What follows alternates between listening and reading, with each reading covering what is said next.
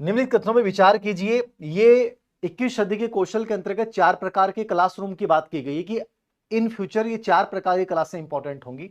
Flipped classroom में विद्यार्थी घर पे कॉन्सेप्ट पढ़ते हैं और क्लास में आके चर्चा और गतिविधि करते हैं। ये ग्रेड फर्स्ट में भी आया हुआ है, याद रखना फ्लिप्ड क्लासरूम क्या होती है। तो फ्लिप्ड क्लासरूम 21 सदी की प्रमुख कक्षा रणनीति है। घर पे आप पढ़ोगे और क्लास में आके डिस्कस करोगे, उन्हें उल्टा। जबकि होता है कि अपन क्लास में पढ़ते हैं और घर जाके डिस्कस करते हैं। ब्लेंडेड लर्निंग यानी मिश्रित अधिगम में डिजिटल तकनीक और पारंपरिक शिक्षण दोनों को जोड़ा गया है कि आप क्लास में पढ़ गए और ऑनलाइन आपने टेस्ट सीरीज ले ली। तो ये ब्लेंडेड लर्निंग ऑनलाइन और ऑफलाइन दोनों का मिश्रण, मिश्रित अधिगम बोलते हैं। गेमिफिकेशन क्या है? शिक्षा को रोचक तरीका से गेम के माध्यम से पढ़ाना। और कोलैबोरेटिव लर्निंग में विद्यार्थी व्यक्तिगत रूप से बिना किसी समूह कार्य के अध्ययन करते हैं। कोलैबोरेटिव लर्निंग का मतलब होता है अपन ग्रुप डिस्कशन करेंगे। दुनिया की जो बड़ी यूनिवर्सिटियां हैं, हार्वर्ड यूनिवर्सिटी, किंग्सफोर्ड यूनिवर्सिटी, वहां तो ऑलरेडी ये चीजें चल रही हैं। मतलब चारों प्रकार की लर्निंग चल रही है। भारत में पहली बार इनकी चर्चा की जा रही है।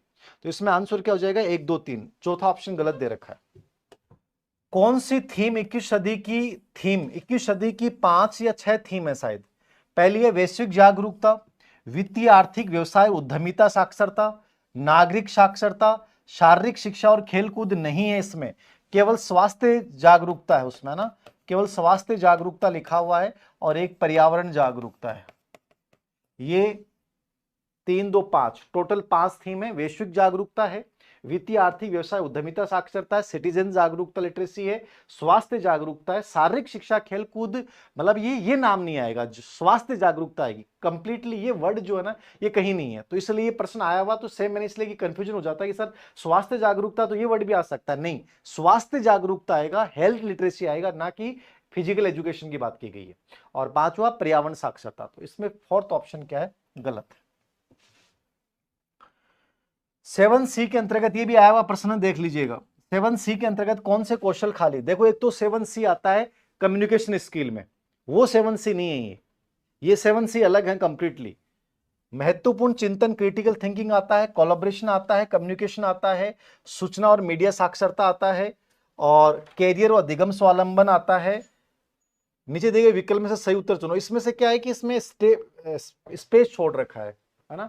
ऐसे नहीं से क्रिटिकल थिंकिंग, महत्वपूर्ण चिंतन है, सहयोग कोलैबोरेशन है, फिर संचार है, ठीक है ना।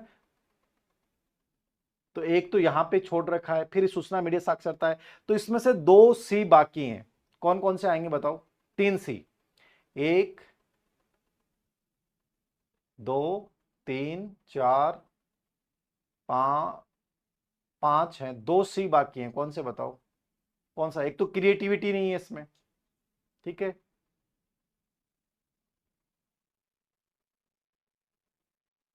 2 3, हाँ 3 है ये, 4, 3 बाकी हैं इसमें से। तो 3 कौन से बाकी हैं बताओ?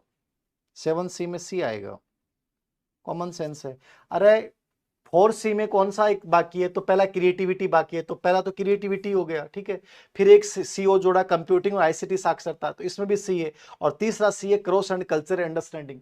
तो ये तो कॉमन सेंस का प्रश्न है, C आएगा मतलब C आएंगे, बाकी पे क्यों ध्यान दे रहे हो? ये ऑप्शन हो जाएगा। कितना इजी प्रश्न है। रचनात्मकता के 4 मुख्य घटकों को उनके सही सीक्वेंस में बनाइए। टॉलरेंस, टॉलरेंस कौन था? पाल टॉलरेंस, जिसमें क्रिएटिविटी का जनक माना जाता है। तो रचनात्मकता जो 4C का एक महत्वपूर्ण स्किल है, उसमें इसने 4 जो इसके आयाम बताए, वो कौन कौन से बताए, उनकी सीक्वेंस बतानी है। तो ऐसे प्रश्न एग्जाम में आए हुए हैं। अब ये प्रश्न आया है, बताओ। तो मतलब इससे अपने को ये समझ बनती है कि इसके भी सीक्वेंस पढ़ के जानी है। पहला इसने कहा है फ्लुएंसी, ये सही है क्या? 1 नंबर पे फ्लेक्सिबिलिटी, दूसरा ओरिजिनलिटी, तीसरा एलोब्रेशन, चौथा कौन से में आ रहा है आंसर? 1 में 2, बी में 1। हाँ, मतलब ये याद रखो, फ्लुएंसी विचार प्रवाह सबसे फर्स्ट आएगा, मतलब धारा प्रवाहित रूप से बोलना। फ्लेक्सिबिलिटी समय परिस्थिति के अनुसार ढाल लेना। ओरिजिनलिटी मौलिकता नवीनता। और एलोब्रेशन होता है चीजों को बढ़ाना। तो ये आया हुआ प्रश्न देख लेना इसको, ये वैसे भी आपकी क्रिएटिविटी से भी जुड़ा हुआ, सेकंड ऑप्शन हो जाएगा। 21 सदी के कौशल को 3 मुख्य वर्गों में बांटा गया है P21 फ्रेमवर्क के अनुसार। पहला है लर्निंग स्किल, सीखने की कौशल, दूसरा लिटरेसी स्किल और तीसरा जीवन कौशल। इनमें कौन कौन आएगा? तो लर्निंग स्किल में तो क्या आ जाएगा? 4C आ जाएंगे, critical thinking, creativity, collaboration, communication. Literacy skill में क्या आ जाएगा? इंफॉर्मेशन लिटरेसी, मीडिया साक्षरता और टेक्नोलॉजी। और लाइफ स्किल में क्या आ जाएगा, फ्लेक्सिबिलिटी, लीडरशिप, इनिशिएटिव, प्रोडक्टिविटी और सोशल स्किल्स। तो आंसर कर लो, इसमें एक हो जाएगा ना, ए में 2। हाँ तो एक आंसर हो जाएगा, तो अपने चर्चा कर ली पहले। जवाबदेही कौशल केवल परीक्षा में अच्छे अंक लाने के लिए महत्वपूर्ण है। ये फ्लिप्स में आता है, अकाउंटेबिलिटी, कि मैं जिम्मेदार हूं अपनी जिंदगी के लिए। यह कौशल विद्यार्थी को अपने कार्यों, निर्णयों और परिणामों के लिए जिम्मेदार महसूस करवाता है, जो सामाजिक, व्यक्तिगत संबंध और जीवन में प्रभावी ढंग से कार्य करने में सहायक होता है। सही है क्या बताओ? कारण और कथन और कारण दोनों सही है क्या बेटा? 10 से 12 दिन में करवा दूंगा क्रैश कोर्स सेकंड ग्रेड का। 10 से 12 दिन, 20 तारीख को स्टार्ट करेंगे तो 30 तक करवा देंगे लगभग। बताएं आंसर। यस सी।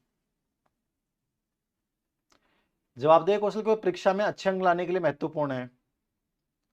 यह कौशल विद्यार्थी को अपने कार्य, निर्णय और परिणामों को जिम्मेदार महसूस करवाते हो, सामाजिक, व्यक्तिगत संबंध। बेटा ये तो गलत हो गया ना, परीक्षा में अंक लाने वाली तो कोई सदी कौशल होगा ही नहीं ना।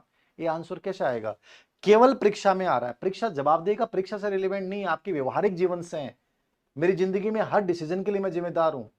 रिलेशनशिप खराब होती है, आप जिम्मेदार हो। परीक्षा में फेल होते हो, आप जिम्मेदार हो। आप लाइफ में सक्सेस नहीं हो पाते हो, आप जिम्मेदार हो। मैं अच्छा नहीं कर पा रहा हूं, आप जिम्मेदार हो। केवल परीक्षा क्यों, जीवन के हर आयाम से जुड़ा हुआ है। आप समस्या का समाधान नहीं कर पा रहे हो, आप जिम्मेदार हो। ये अकाउंटेबिलिटी है। तो बी ऑप्शन सही है, ए गलत है। तो आंसर क्या हो जाएगा? फोर्थ। कथन ए गलत है लेकिन कारण सही है। पढ़ा करो, ऐसे क्या पढ़ते हो तुम लोग? किसी शिक्षक द्वारा छात्रों में 21 सदी के कौशल विकसित करने के लिए निम्नलिखित में से क्या हृदयगम करवाने की आवश्यकता है? क्रिएटिविटी, रोट लर्निंग नहीं होगा, क्रिटिकल थिंकिंग होगा, लाइफ लॉन्ग लर्निंग होगा, केवल परीक्षा अधिगम नहीं होगा। तो बेसिक आंसर है, क्या हो जाएगा? ए सी डी। ए सी डी, इसमें आंसर ए सी डी काट रखा है इसमें, ए सी डी। चौथा ऑप्शन हो जाएगा ए सी डी, ए सी डी। ठीक है, ये आपके 20% थे। इनमें से लगभग 13-14% पूर्व एग्जाम में आए हुए हैं, उन्हीं को बेस बना के मैंने पेपर बनाया था। और एक आइडिया लगेगा आपको कि 21 सदी कौशल हमें कैसे पढ़ना है।